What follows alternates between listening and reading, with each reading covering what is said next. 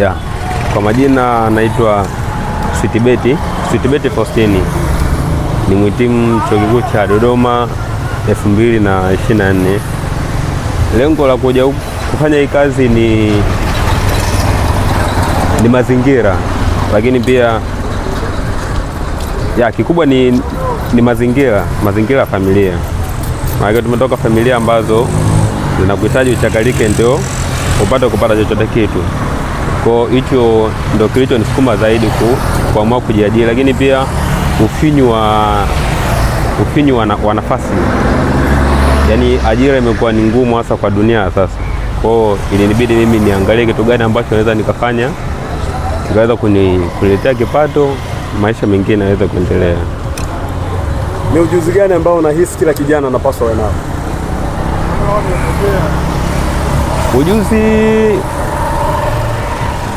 kwa mfano, kila kijana anatakiwa na ujuzi ambao unaweza kumuingizia kipato mbali na kile kitu alichokisomea.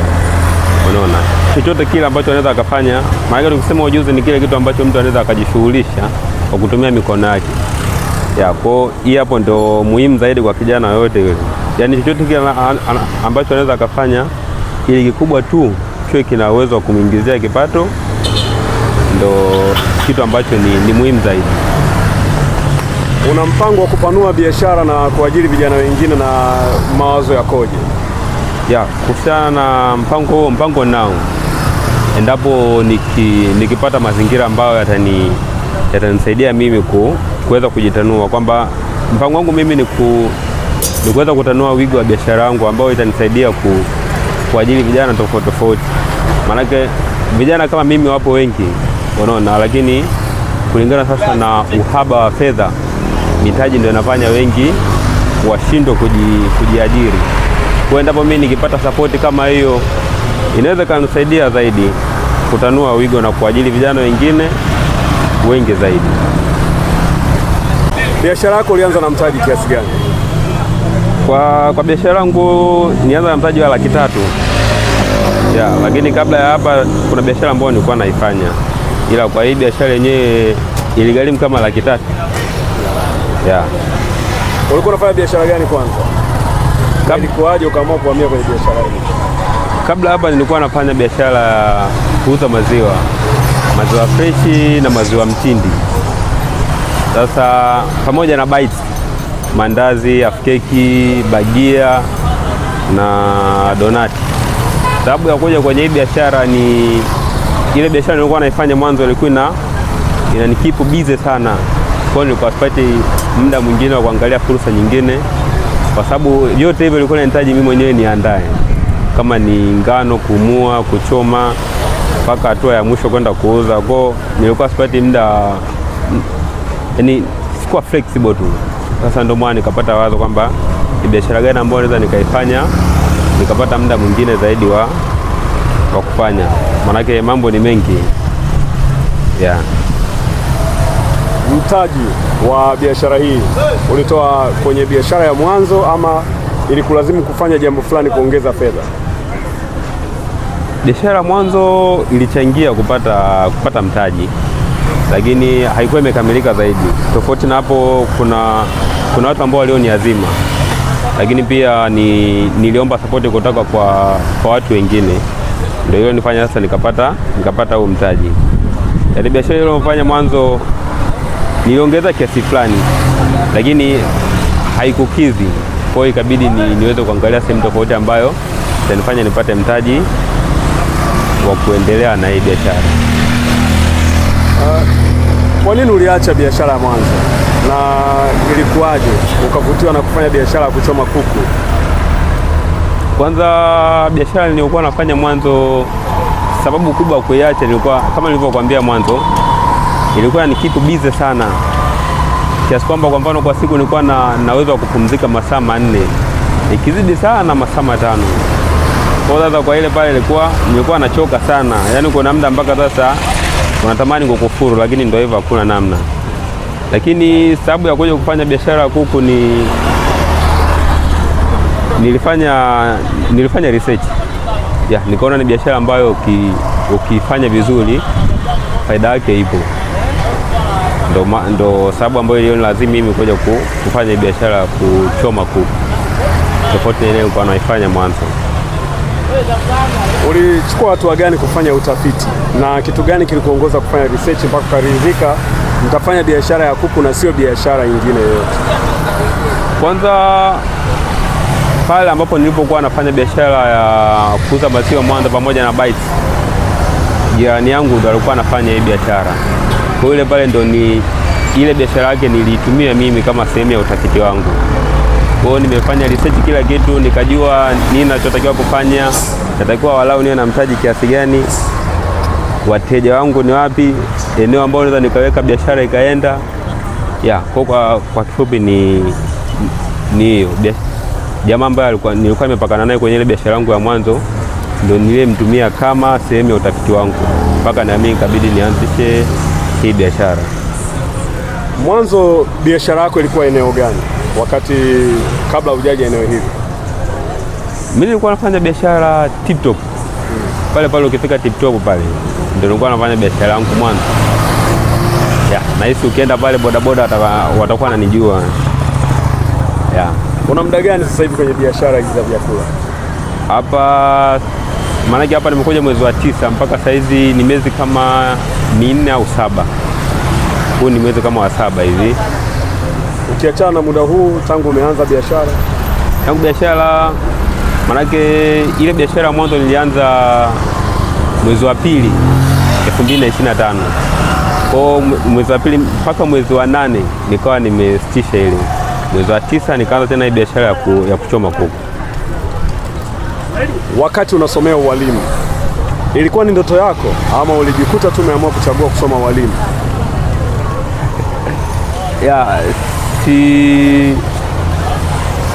Ni kitu ambacho siwezi kusema kwamba moja kwa moja ilikuwa ni ndoto, lakini sasa unajua ndoto zinabadilika kulingana na mazingira unayokutana nayo.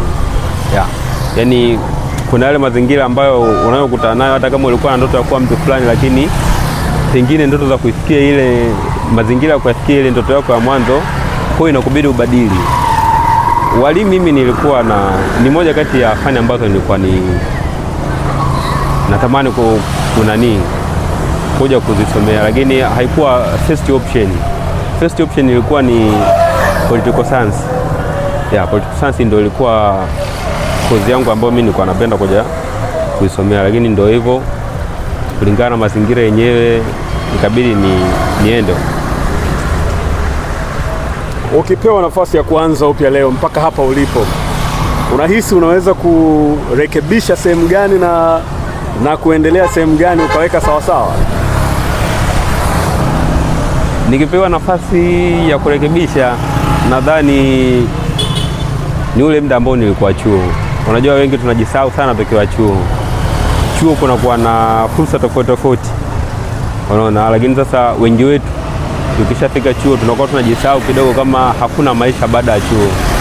Kwa ile pale ndo mimi naweza nikairekebisha zaidi. Yaani nikipata nafasi ya kurejesha vitu nyuma, basi pale ndo naweza nikapatumia zaidi kwenye kufanya marekebisho. Maana gani nahisi pale kidogo nilizembea, lakini sio ile kuzembea sana, lakini pia majukumu ya familia ndio yalikuwa anafanya mambo yanakuwa hivyo. Tukitazama biashara yako, unahisi biashara yako inakuwa ama kuna sehemu itafika tutaiona imekuwa kubwa, ama unatarajia labda upate mkopo ama nini? Yaani biashara inakuwa ama biashara imeganda? Kwa sasa biashara yangu inaenda kwa kama nilikuwa basi tunaweza kusema ile taratibu sana kutokana pia na mazingira ya mtaji. Unaona, maana yake ukija kuangalia wengi tumeamua kufungua hizo biashara za kuchoma kuku karibu na soko, unaona. Kwa sasa watu wengi wapo karibu na soko, maana yake sisi tunachukulia kuku sheki langu. Unaona, kwa inaniwia ngumu mimi kwenda kuanzisha masoko sehemu nyingine ambapo niweze kuwa na fursa zaidi ya hapa. Kwa endapo kama nikipata mtaji, mimi na lengo langu mimi ni kutanua wigo wa biashara na kuona biashara yangu ikiendelea zaidi ya hapa. Unatamani mtaji wa kiasi gani kwenye biashara yako? Kwanza kabisa kitu ambacho mimi natamani kukipata, na endapo nikikipata naweza nikatanua wigo wa biashara kwa biashara yangu hii. Endapo nikipata usafiri, kwa mfano pikipiki, unajua unaweza kufungua jiko Mbagala, lakini sasa ukisema utumie usafiri wa daladala inakuwa ni ngumu kufika kule. Kwa endapo mimi nikipata mfano pikipiki na fedha kidogo tu, inaweza kanisaidia mimi kutanua wigo wa biashara. Na sio? Naam. Na unafuatilia mambo yanayofanyika. Kuna kitu gani kinakufurahisha na kitu gani unatamani labda Mheshimiwa Waziri Joel Nanauka ukipata nafasi ya kukutana naye utamwambia? Kitu pekee ambacho kinanifurahisha ni ile wameamua kuwasikiliza vijana. Yaani sasa imefika sehemu sasa wamerudi chini zaidi kuanza kusikiliza vijana, unaona? Lakini pia kitu kingine ambacho naweza nikamshauri ni ile lazima kuwe na sera ambayo itakuwa inasaidia kupunguza soko tatizo la ajira. Unajua kwa sasa kuna uhaba wa ajira, na kuja kuangalia mifumo ya nje ama mifumo ya kiserikali, yani haijaonyesha moja kwa moja kwamba vijana wanaohitimu mwaka huu ni wapi wanaenda. Kwa mara nyingi tunakuwa tunajitafutia sisi wenyewe. Lakini pia kingine, kuna hii mikopo ambayo wametoa hii bilioni 200 za mama hivi, kidogo kuna masharti ambayo yanakwamisha, unaona. Kwa mfano kuna kipengele kimoja ambacho walikuwa wanataka utambulisho wa eneo la biashara, unaona. Hasa kile kipengele imekuwa ni changamoto kidogo, na ambapo kitu ambacho mimi ningeweza kumwambia waziri hiyo nalo waliangalie, kwa sababu tulikuwa tukienda serikali za mitaa, ukimwambia mwenyekiti kwamba nahitaji barua ya utambulisho eneo la biashara, anakuwa hakuelewi, unaona. Maana yeye anataka maana unakuta mimi ambaye nimeomba mkopo ambaye mtu ambaye sijaanza hiyo biashara, unaona. Kwa sasa utambulisho wa biashara wanatoa kwa watu ambao tayari wana biashara. Kwa kile kinakuwa ni kikwazo.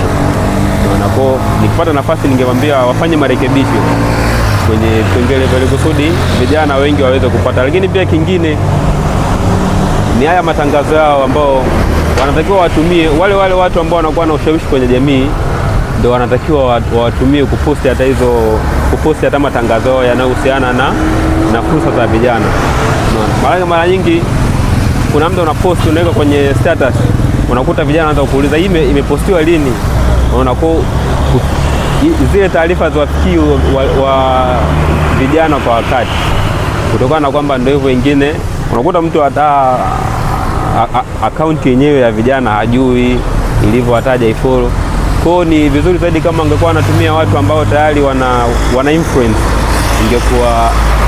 ingekuwa rahisi zaidi kwa vijana kuweza kuzisikia hizo fursa.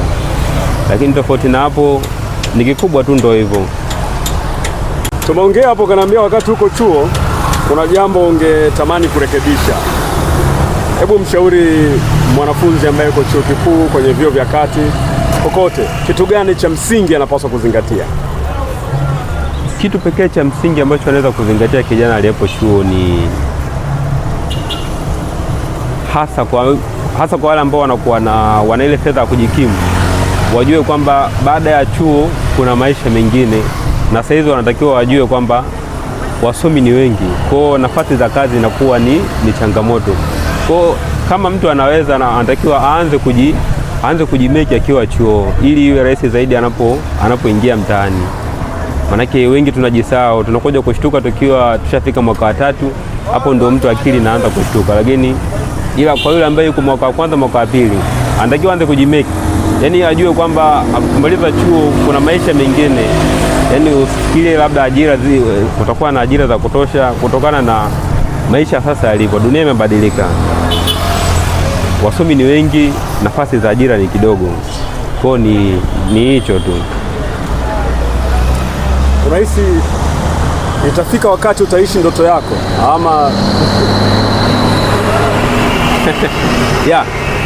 Manake kila mtu anapokuwa anapambana, anakuwa anatamani ipo siku ataweza kufikia ndoto zake. Hata mimi mwenyewe kila siku nipo napambana, tangu nimeanza kupambana, naamini kuna siku itafikia ambapo nitaishi kwenye ndoto zangu. Na hata kama sitaishi kwenye ndoto zangu, lakini itabidi nishukuru, manake sio kila mtu anayepambana lazima afanikiwe. kila mtu ameandikiwa. Kwa kama ipo tu, kama haipo hata upambane vipi itabaki kuwa hivyo tu. Na watu mashuhuri duniani wanatengeneza kuku, sio? Wafahamu jina, sina shaka. Je, kuna yeyote anayekuvutia kwenye eneo la kufanya biashara ya kuku? Ya, kwa watu mashuhuri duniani sijafuatilia sana, lakini mara nyingi nimekuwa nikifuatilia hawa watu ambao kila siku nakutana nao mimi. Wale ndio mimi wamekuwa wakini influence zaidi kwa ajili ya kuendelea na hii biashara, unaona. Wapo kama KFC, unaona, wale wanakuwa wanatoa motisha kwamba mtu unakuwa na ndoto kwamba ipo siku kama Mungu atajalia naweza nikafikia level kama hizo. Ila ndio hivyo, kikubwa sana tunajifunza zaidi kwa hawa ambao wanatuzunguka maeneo yetu haya. Bana, kwa siku unauza kuku wangapi? Hapa mara nyingi au ni siri ya biashara? Hilo tuliache siri hilo. Hilo. Umeoa? Sijaoa. Au mpango bado? Yeah. Vijana labda wanakufuatilia wako mkoani huko, unahisi wanatamani labda kuja Dar es Salaam? Hebu zungumza ukweli kuhusu hili. Watu wanatamani kuja Dar es Salaam na wako mkoani, vijijini, ndani. Kitu pekee ninachoamini ni bahati ya mtu. Unaona? Kuna watu wamekuja Dar es Salaam na wameamua kurudi hawajapata kazi. Lakini kuna mtu anakuja Dar es Salaam siku ya kwanza, siku ya pili anapata kazi na maisha yanaendelea. Kikubwa tu ni unapokuja Dar es Salaam unakuja kufanya nini? Maana wengi ndio tunajisahau hapo. Mtu anapokuja Dar es Salaam anapokutana na mazingira ya huku, anasahau kabisa kilichomleta huku. Kwa hicho ndio kinakuwa kinachanganya wengi. Lakini kama kuna mtu anatamani kuja, karibu, maana kila mtu ana riziki yake. Yeah. Switbert, niambie, umewahi kukutana na jambo lolote zito na gumu ambalo lilikufanya ukahisi mimi basi tena sifanyi tena mchongo wowote, nishakata tamaa? Akili yako kwa unaona kama imezidiwa hivi? Kwa haraka hapo. Nishakutana nao, lakini mara nyingi zaidi ni mambo ya kifamilia. Pale unapopigiwa simu, niliwahi kunikuta hilo jambo nikiwa chuo. Mambo kidogo ya familia yalienda kombo. Kwa ile pale nayo ilinipeleka kuwa na depression sana. Lakini pia hata wakati namaliza chuo ndo naanza kujitafuta. Kuna kipindi niliwahi kupata depression mpaka kapelekea mapigo ya moyo, yani yakawa yanabadilika. Sasa ikabidi nikapata ushauri wa daktari kidogo, unaona. Kwa wakawa wamenishauri pale kwamba punguza stress, lakini sababu kubwa zaidi ni mambo ya kifamilia. Manake tumetoka familia ambazo wewe ndio unategemewa kwa kila kitu. Kwa na wewe unapokuwa unapambana mambo bado hayaendi, kwa stress inakuwa ni nyingi, ambapo iliwahi kunipelekea kuwa na depression. Bana Switbert, kwanza akaunti yako ya mtandao wa kijamii imenishangaza kidogo. Kwa nini umeweka picha ya Joho mpaka leo? Ni kwamba watu waamini, yani mtu anakuwa aamini kwamba kama kweli nimemaliza chuo au watu na wapanga, si unajua tena. Kwa ndo maana ilibidi mimi nibadilishe ile profile. Lakini pia hata bao yenyewe niliamua kuibadili ili mtu basi aweze kuamini. Maanake wengi waamini, pengine wanajua labda mimi nimepangwa au namna gani, watu wanataka uze content, ila ukweli ndio ulivyo. Unakutana na wateja wa aina gani? Kuna wa kike na wa kiume. Vipi changamoto unazokutana? Changamoto zipo hasa kama unavyoona mwenyewe, hili ni eneo la chuo. Unaona? Kwa hiyo mitego ya namna hiyo ipo, lakini sasa uzuri ni kwamba mimi nimeisha hayo maisha kwa zaidi ya miaka 3. Kwa hakuna chochote kile ambacho kinaweza ikanitetelesha, na kingine ninapo focus na kile ambacho na kihitaji. Kwa ndo maana wanakuja ndio hivyo, lakini malengo kikubwa ni malengo. Hamna kingine ambacho kinaweza ikakwamisha.